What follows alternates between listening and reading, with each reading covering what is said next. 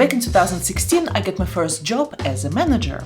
I became a boss of a team that used to be my peers and found myself surrounded by lots of people who want something from me and completely new problems. On top of that, I was a female manager in IT, where showing your weaknesses considered wildly unprofessional. I had a huge pressure to perform, so you can imagine that my stress and anxiety level were off the charts. But I survived, and I spent years mastering the formula on how to deal with managerial job under pressure that I still use till this day. First, let's talk about what is a source of pressure for a manager. First, I feel pressured when I have to do many things and I don't have enough time. It is applicable for any job, not only managerial ones, but if you're a manager, you're also responsible not only for the job that you do as an individual contributor, but also for a lot of people. So it's kind of a multiplier of the pressure. The second case is when the company I work for is going through a tough time, we have a low budget, and the company is going through like a tough changes.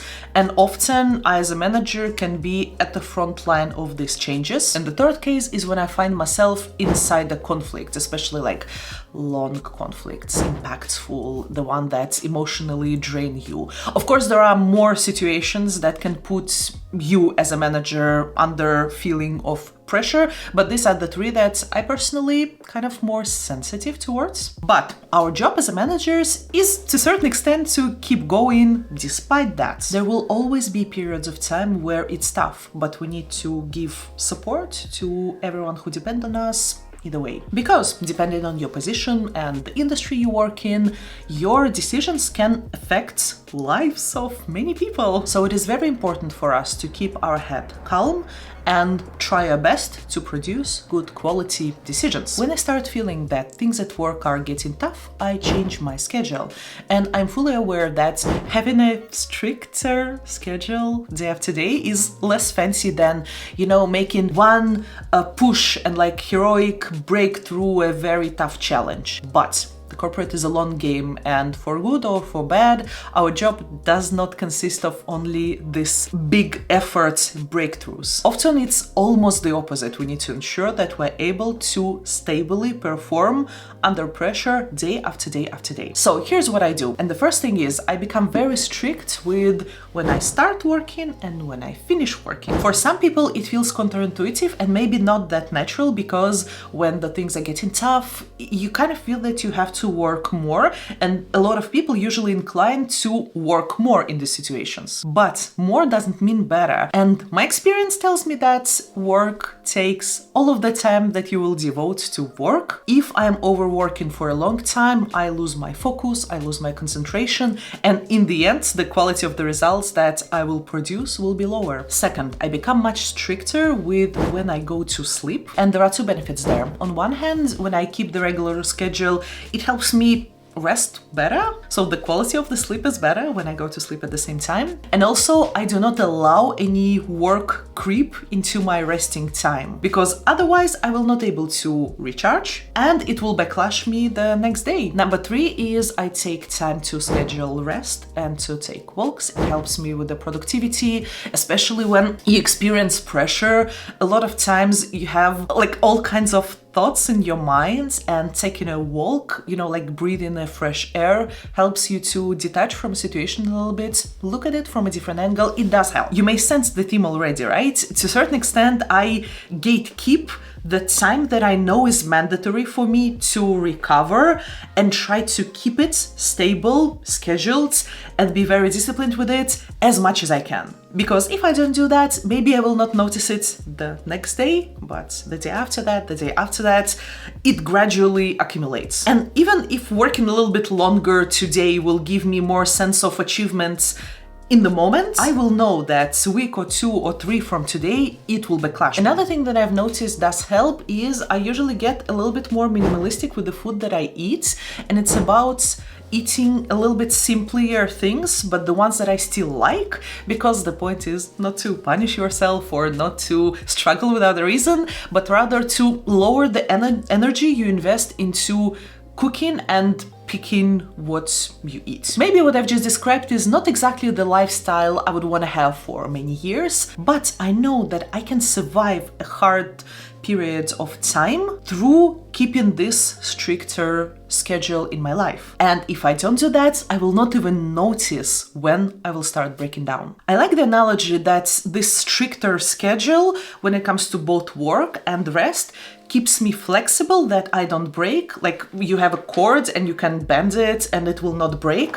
But if I don't do that, if I neglect it, it's like a sharper object where you can bend and seems like nothing is happening, but at a sudden moment it breaks and you don't even know when. So this is kind of how it feels. Because I work in corporate, my schedule is already kind of quite defined.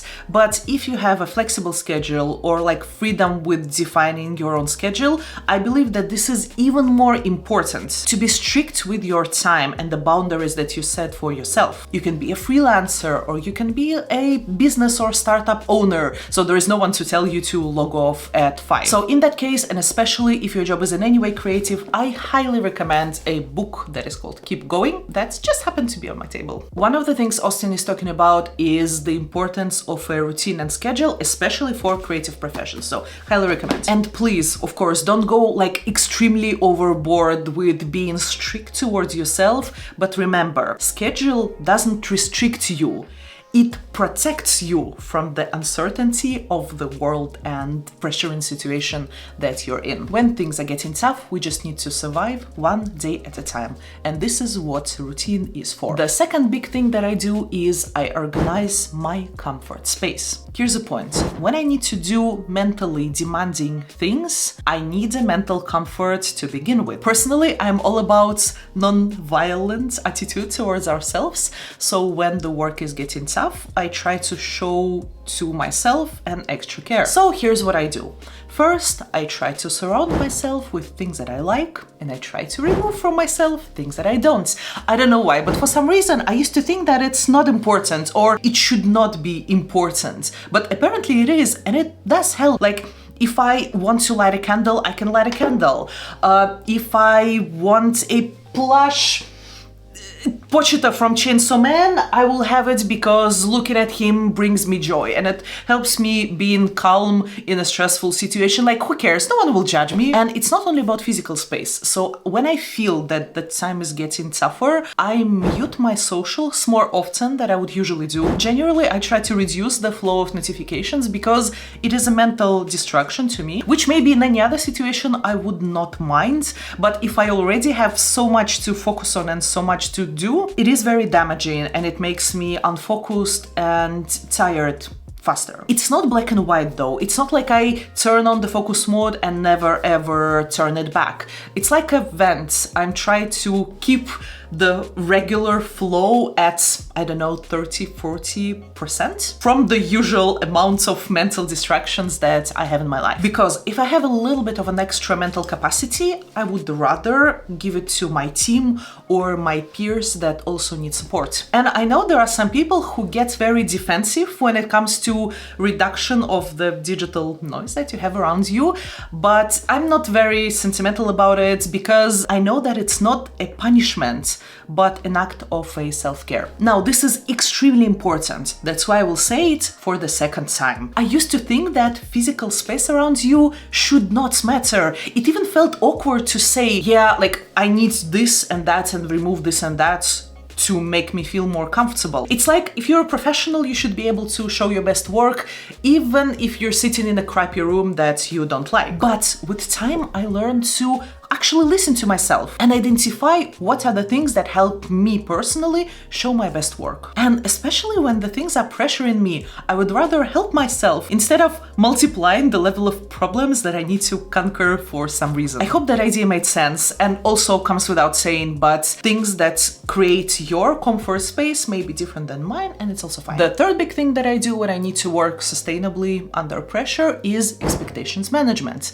And here's what I mean by that. Usually, people that work with me know what to expect from me. This is one of the ways that I try to show respect to people that I work with. So if I am going through a tougher time, I try to, in one way or another, communicate it to others. Oh, of course, not to everyone, not in the same words and not in the same level of details, but nevertheless. As an example, in one-to-ones with my team or with my peers, I can say, hey, for the upcoming weeks, I will be busy with a project that will take all of my mental capacity, so bear with me while I will not be as responsive as usual. This will help people that work close to you not to get confused, maybe even give you a helping hand. And in general, I think things like that, when you show a little bit of your personal vulnerability, which you do when you say statements like that, it kind of promotes a little bit healthier, in my opinion, culture, where people know that all of us are not made of metal, we have our ups and downs, and it's okay to talk about it. I worked with people who had a very strong notion of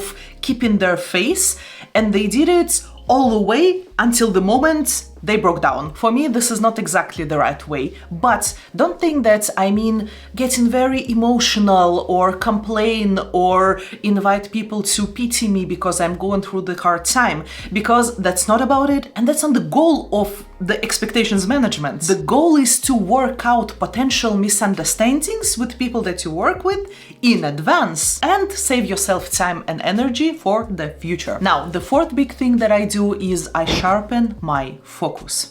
I spoke about this a little bit in a video about useless leadership trainings. So here's the idea. Instead of trying to do as much as possible and calling it productive, as managers, we need to sharpen our focus to do what is actually important. Whatever is a source of pressure for you, you will need to sacrifice something. So maybe you will need to stop doing things that you used to do, even if it is important, because at this particular moment, there is something even more important. As human beings, we all have a certain level of inertia. Inertia, is this how you say it? And it is good because we create systems that help us sustain the processes we're responsible for. But in a situation of change, sometimes we need to drop things. Now, here's what I do to keep my focus sharp. First, I have my goals in front of me, very, very clearly. When there is chaos everywhere around me, I know that I get distracted, as any person would. And usually there is no one but me to remind myself what is the end objective that I'm working on. So number one, clarity on why I do what I do. Number two, to sharpen the focus is I don't multitask. No, just no. It doesn't work.